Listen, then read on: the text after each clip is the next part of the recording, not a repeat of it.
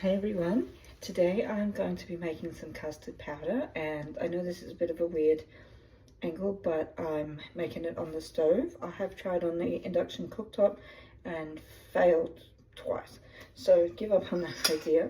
I'm going to do it on the stove. I've got 2 tablespoons of custard powder, just using the Foster Clarks. I do sometimes make my own egg custard, but sometimes just want to make the packet stuff. And then supposed to be 1 level teaspoon of sugar, but I like to do 2. And this video is for someone who doesn't want to be named because they're embarrassed. They wanted to know how to make custard because whenever they do it, it boils over, it burns. And I said, sure, I can show you how easy it is. So I will turn on the stove, and we just want to pour some of the milk in. So milk is supposed to be about 2 cups. And I've got probably about close to 1.5 in my jug. So just want to put in a little bit into the saucepan. That makes a bit of a paste. Well, it's actually a little bit thinner paste because I put a bit more milk in. And then just want to keep stirring it until it starts to thicken. I am just going to add a bit more milk, because we do want close to 2 cups and not this. Okay. Normally I would say don't leave it unattended, but I put a bit too much milk in and the stove's not hot yet, so it's not going to stick to the bottom yet. Sorry, you can't really see me, can you? So just keep whisking. I probably won't do it today, but sometimes when I'm whisking a lot, making custard or passion fruit butter, my watch says, you're doing an elliptical workout, which is quite fun. So just need that to thicken just a little bit, and then we can slowly start adding in the rest of the milk. So stirring.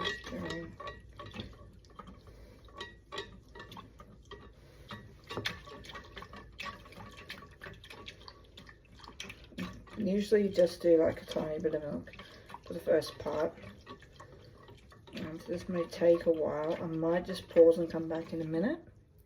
Alright, so here we go. It's starting to thicken in the bottom now. I'm going to put a bit more milk in before it gets too thick. Okay. So if you let it get too thick and you don't stir it enough, you'll get lumps, which is what I think is happening now. Oh no. No lumps. We don't have lumps. It stirs really well. Maybe turn that heat down a little bit.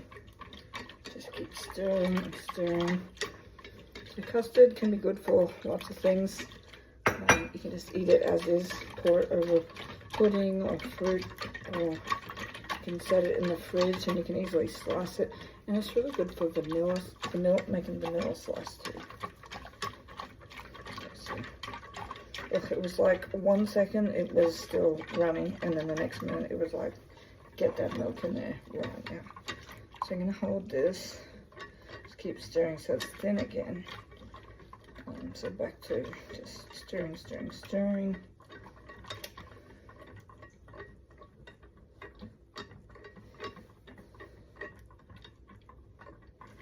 Oh, gosh.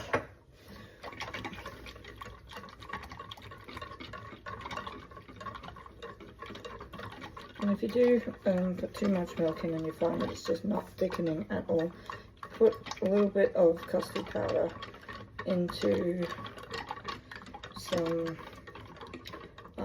cold milk, just in a little ramekin or something, and mix it up and pour it in. And it should be starting to get thick, not yet. Almost. Oh, look at that. Okay, that's getting thicker now. Oh, it's starting to get thick. So got it off the heat now. Just stirring. A little bit more milk.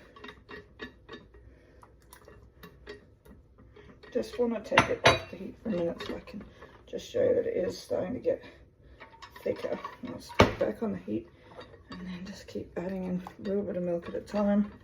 And yeah, it does go from like not thick at all to thick, like almost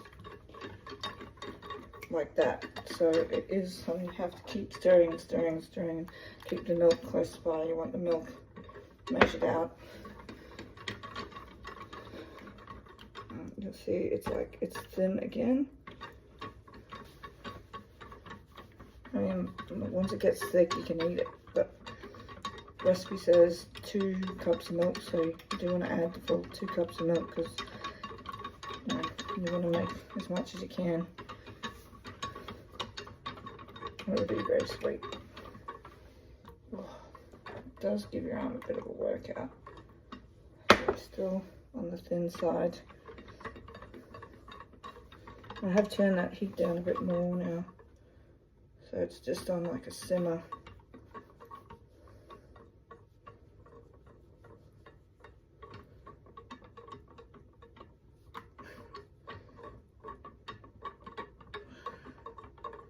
So I've been watching some recipes on Facebook at the moment, and I've seen a lot of weird stuff.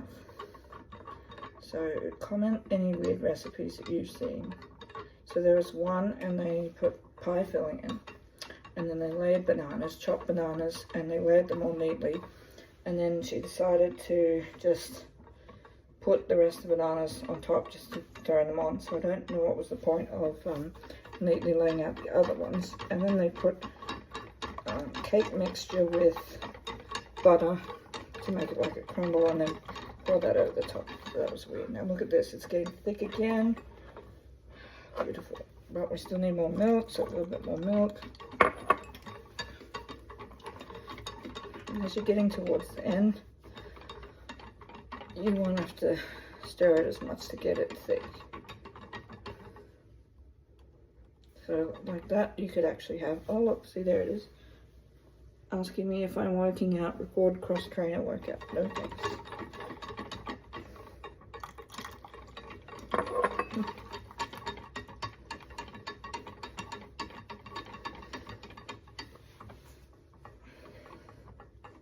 Okay, so this is going to be a while, so I might just pause again and come back.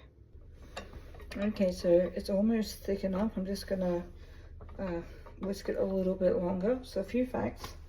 Someone in the group said that custard powder was just flavored corn flour. So I decided to look at mine, and it's maize starch, which would be gluten-free, wheat starch, sugar, salt, colors, and flavors. So this one's definitely not just corn flour flavored. So you have to be careful. Not all custard is gluten-free. But if you do buy this one, it's got some recipes on the side. So apple and raspberry crumble pie. And this one, custard cream filled biscuits.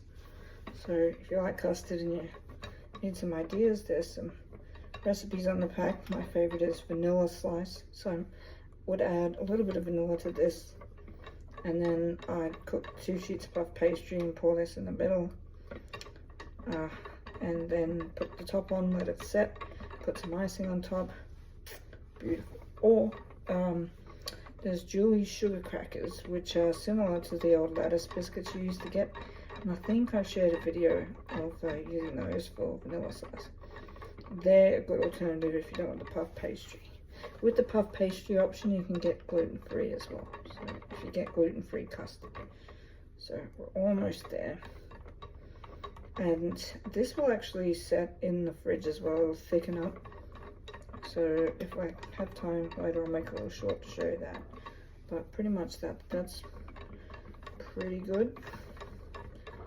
If you could be bothered, you could thicken it a little bit more, but this is a nice, beautiful pouring consistency if you want to pour it over dessert now. So I'll get rid of the whisk.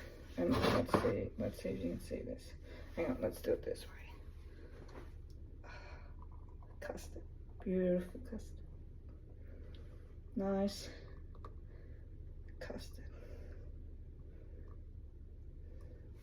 So I'm gonna grab a spatula and get the rest of that out in a minute. But first, let's get someone's spoon and taste it. It's probably a bit hot. Hang on, blow on it. Good, nice and sweet, and delicious. Alright, well, thank you for watching, and see you later.